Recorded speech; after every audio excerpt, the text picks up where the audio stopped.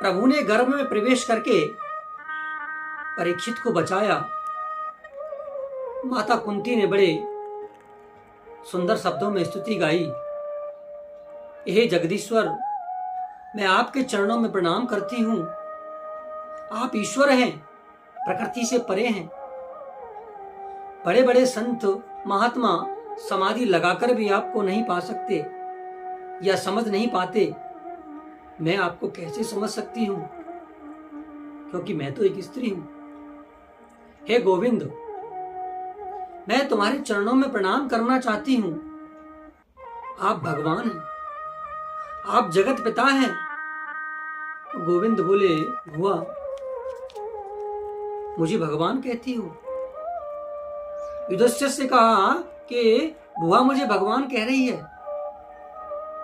जब भगवान आप कह ही रही हो बुआ, तो भगवान से तो मांगा जाता है,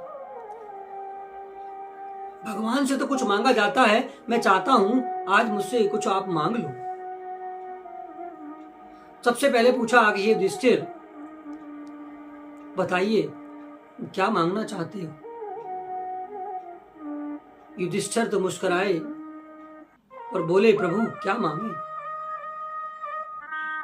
सब कुछ तो हमारे पास है और देना है तो मुझे तो सिर्फ ये दो कि मैं धर्म और सत्य के मार्ग को कभी ना छोड़ूं, क्योंकि युधिष्ठिर तो धर्मराज है। भीम से बोला कि हे भीम, तुम भी कुछ मांगो। भीम ने कहा कि प्रभु, खाते पीते सोते जगते उठते हर परिस्थिति में मुझे गोविंद याद आता रहे, तुम्हारा दर्शन होता रहे, मुझे तो बस यही चाहिए। भगवान कृष्ण ने अर्जुन से पूछा कि अर्जुन तुम भी कुछ मांग लो। अर्जुन बोले, प्रभु क्या मांगू? मेरी तो वही पुरानी मांग है, तुम मेरे गुरु, मैं तुम्हारा शिष्य। आप मेरे गुरु हो, मैं तुम्हारा शिष्य हूं। फिर भगवान ने द्रौपदी से कहा, ए देवी, तुम भी कुछ मांग लो। इतना सुनते ही तो द्रौपदी रो पड़ी और द्रौपदी ने कहा कि प्रभु क्या मांगू? मेरी तो बस एक मांग है कि गोविंद मेरा सखा है और मैं उसकी सखी हूं। ये भाव मेरे मन से कभी निकले ना, बस यही भाव मेरे मन में रहे। भगवान कृष्ण ने नकुल और सहदेव से पूछा कि तुम भी कुछ मांग लो। नकुल सहदेव ने कहा कि आपकी सेवा का अवसर मिलता रहे और भाइयों की सेवा का अवसर मिलता रहे, बस यही हमारी इच्छा है। पास ही में खड़ी थी सुभद्रा, जो भगवान श्री कृष्ण की बहन है।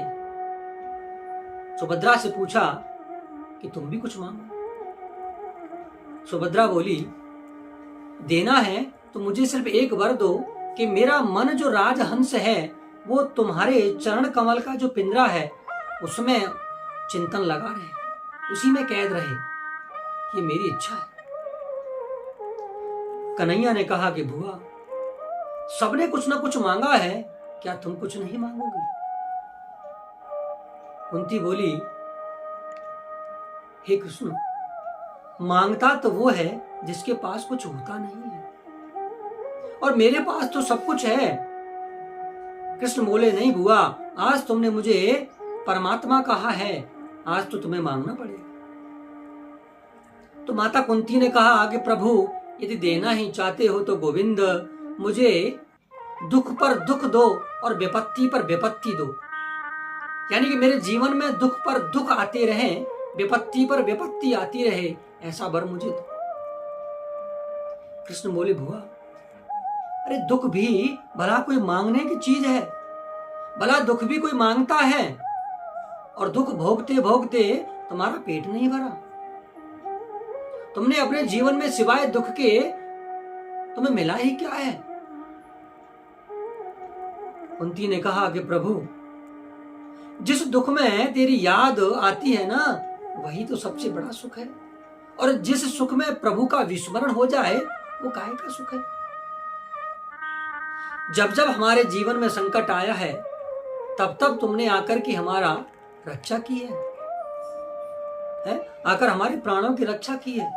तो ये परमात्मा का विस्मरण, जिस सुख से परमात्मा का विस्मरण हो जाए, ऐसे सुख का मैं क्या करूं? यहां पर किसी ने भी सांसारिक पदार्थ को नहीं मांगा है। यदि हम और आप लोग भगवान से मांगते तो अब तक पूरी लंबी चौड़ी लिस्ट मांग करके दे देते। बंगला हो जाए, गाड़ी हो जाए, घर मकान हो जाए, ये हो जाए, नौकरी लग जाए, पैसा आ जाए, एक लंबी चौड़ी लिस्ट, सांसारिक लिस्ट तैयार कर देते। लेकिन प्रभु से किसी ने सांसारिक सुख नहीं मांगा है। तो कुंती ने कहा कि प्रभु, जिस सुख में तुम्हारा विस्मरण हो जाए उसको क्या मांगना? भगवान ने कहा, बुआ, ये दुख तो मैं तुम्हें नहीं दे सकता। तो कुंती बोली, तो एक काम करो कि जो ममता रूपी जो डोर है ना, उसे तोड़ दो, उसे खोल दो, क्योंकि ये टूटती नहीं है। कृष्ण बोले, बुआ, टूटी हुई है लेकिन तुम्हें दिखाई नहीं दे रही।